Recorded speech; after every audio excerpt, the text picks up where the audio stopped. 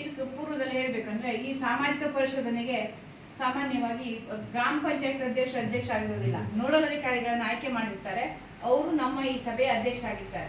ಕಾರಣ ಇಷ್ಟೇ, ಈ ಒಂದು ಕಾಮಗಾರಿಗಳ ಅನುಷ್ಠಾನವನ್ನ ಗ್ರಾಮ ಪಂಚಾಯತ್ದವರು ಮಾಡೋದ್ರಿಂದ ಸಿಬ್ಬಂದಿಗಳು, PDO ಅವರು, ಅಧ್ಯಕ್ಷರು ಇವರಿಗೆ ಅದು ಸಂಬಂಧಪಡ್ತದೆ. ಅವರಿಗೆ ಅದಕ್ಕೆ ದೃಢೀಕರಣ ಕೊಡ್ಲಿಕ್ಕೆ ಆಗೋದಿಲ್ಲ.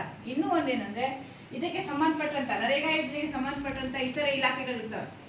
ಉದಾಹರಣೆ ಗ್ರಾಮ ಪಂಚಾಯತ್ ಜೊತೆಗೆ ಕೃಷಿ, ತೋಟಗಾರಿಕೆ ಮತ್ತು ರೇಷ್ಮೆ ಮತ್ತು ಫಾರೆಸ್ಟ್ ಈ ಇಲಾಖೆಯವರು ಸಹಿತ ಇದಕ್ಕೆ ನೋಡಲ್ ಅಧಿಕಾರಿಗಳಾಗಿ ಆಯ್ಕೆ ಮಾಡಲಿಕ್ಕೆ ಆಗೋದಿಲ್ಲ.